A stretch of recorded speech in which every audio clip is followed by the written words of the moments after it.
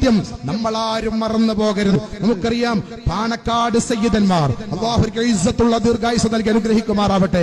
പാണക്കാട് സയ്യിദന്മാരും സമസ്തയും ലയിച്ചു ചേർന്ന ഒരു കുടുംബ ബന്ധമാണ്. ലയിച്ചു ചേർന്ന ഒരു കുടുംബ ബന്ധമാണ്. സമസ്തക്ക് പാണക്കാട് സയ്യിദന്മാരെ മാറ്റി നിർത്താനാകുമോ? പാണക്കാട് സയ്യിദന്മാർക്ക് സമസ്തയെ മാറ്റി നിർത്താനാവുമോ? അത് ഇഴകിച്ചേർന്ന ബന്ധമാണ്. അതില്ലായ്മ ചെയ്യാൻ, അത് തകർക്കാൻ, അത് നശിപ്പിക്കാൻ ആരൊക്കെയോ ആസൂത്രിതമായി ശ്രമിച്ചുകൊണ്ടിരിക്കുന്നു. അതിന്റെ ബലിയാടുകളായി എന്റെ കൂട്ടുകാരെ ഞാനും നിങ്ങളും മാറരുത്.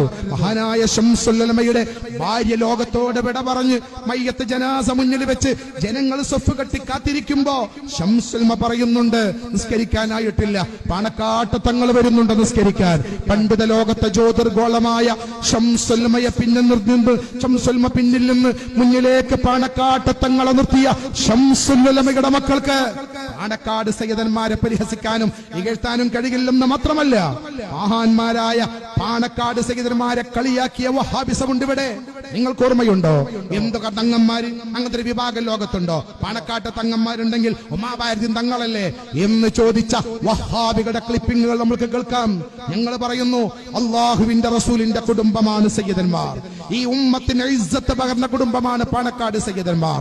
അവരും സമസ്തയും ഒന്നിച്ച് അള്ളാഹുവിന്റെ ദീനിന്റെ പ്രവർത്തന ഗോതയിൽ മുന്നോട്ട് പോയ പഴയ കാലം അതെന്നും നിലനിൽക്കും. ഖിയാമത്ത് നാൾ വരെ അത് നിലനിൽക്കും.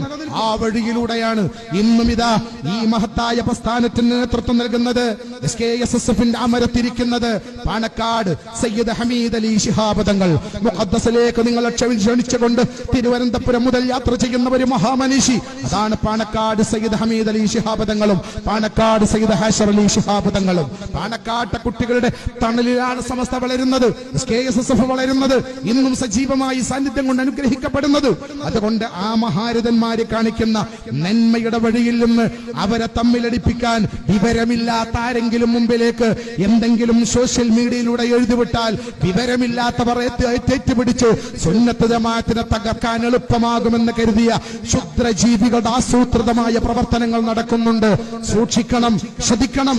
ഒന്നായി നമുക്ക് പറയാൻ കഴിയണം, പാണക്കാട് സയ്യിദന്മാരുടെയും സമസ്തയുടെയും വഴി ഒന്നാണ്. അവിടെയുണ്ടാകും ഞങ്ങൾ എന്ന് പറയാൻ എന്റെ സ്നേഹനിധികളായ സഹോദരങ്ങളെ നമുക്കെന്നും കഴിയണം.